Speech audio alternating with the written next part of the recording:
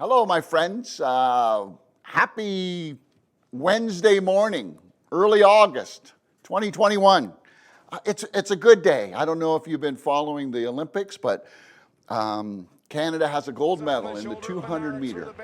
Andre DeGrassi. And so congratulations and yay Canada. So there you go. That's our start for the day.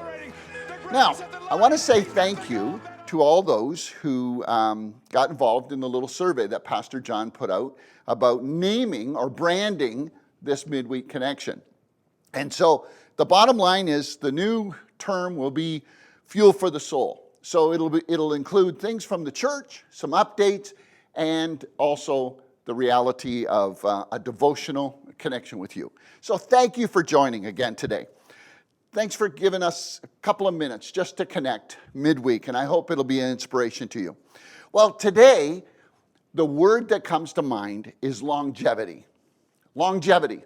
Let me explain. Well, it's defined as long life or great duration of life.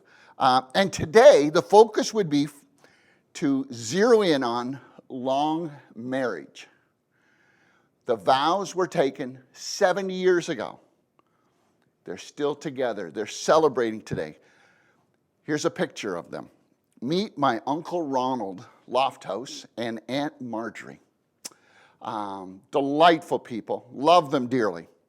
My father's oldest brother and his wife.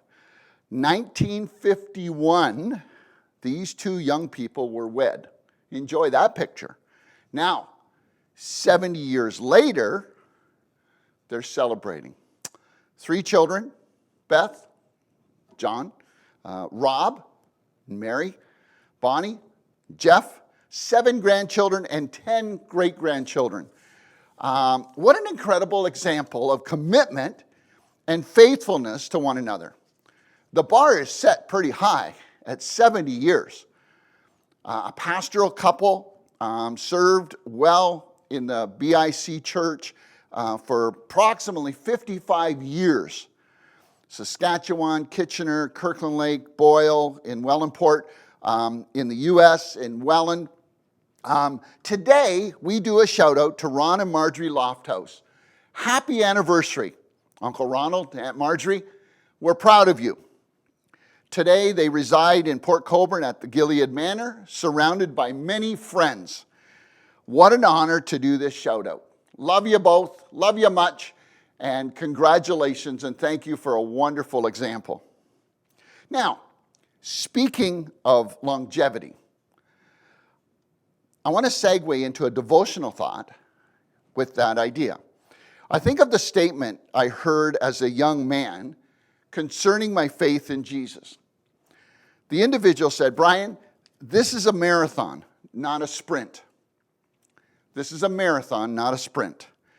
And Hebrews 12, 1-3, declares, it almost sounds to me like an Olympic call-out, a race. And it says this, therefore, since we are surrounded by such a great cloud of witnesses, let us throw off everything that hinders and the sin that so easily entangles. And let us run with perseverance the race marked out for us, fixing our eyes on Jesus, the pioneer and the perfecter of faith. For the joy set before him, he endured the cross, scorning its shame, sat down at the right hand of the throne of God. Consider him who endured such opposition from sinners, so that you will not grow weary and lose heart. Let me pick it up there. The cloud of witnesses, well, not many in the stands over in Tokyo right now. But the cloud of witnesses spiritually, those who have gone before us, cheering us on, saying, hang in there. You named the name. They are cheering you on. Throwing off everything that hinders, the sin that so easily entangles us, attitudes, habits, disciplines. Let us run with perseverance the race marked out for us. Isn't that interesting? I talked to a lady just this past week, and she told me how many things had gone wrong over the last year. And she said, I am trusting God, even though He's allowing these things to happen in my life.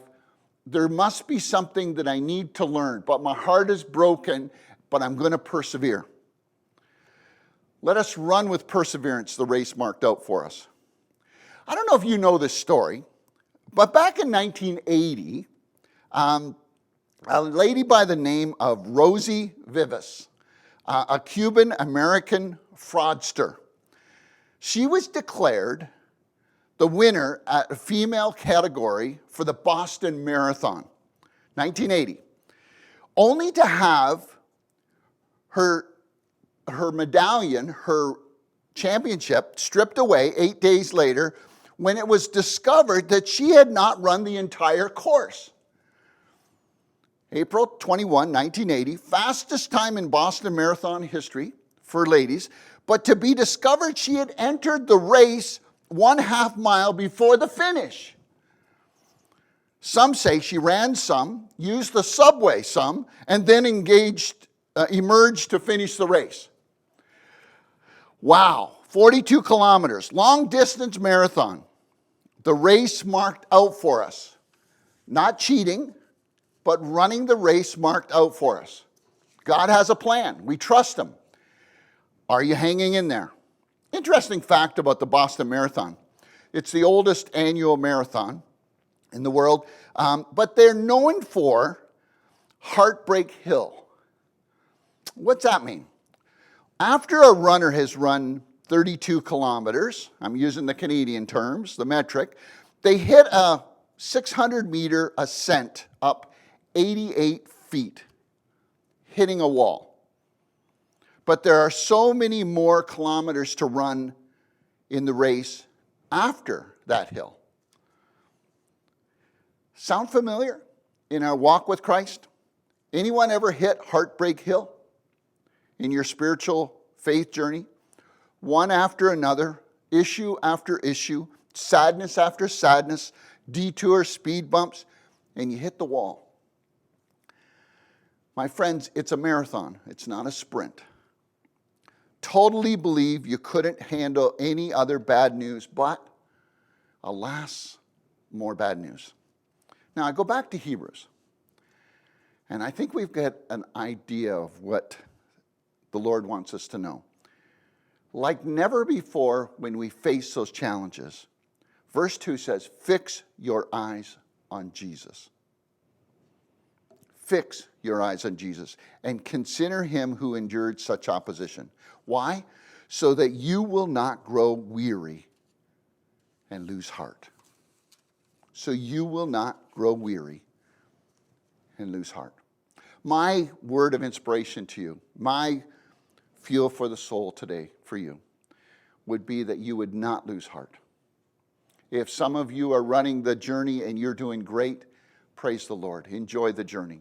If some of you are in that journey and you've hit Heartbreak Hill, wow, hang in there.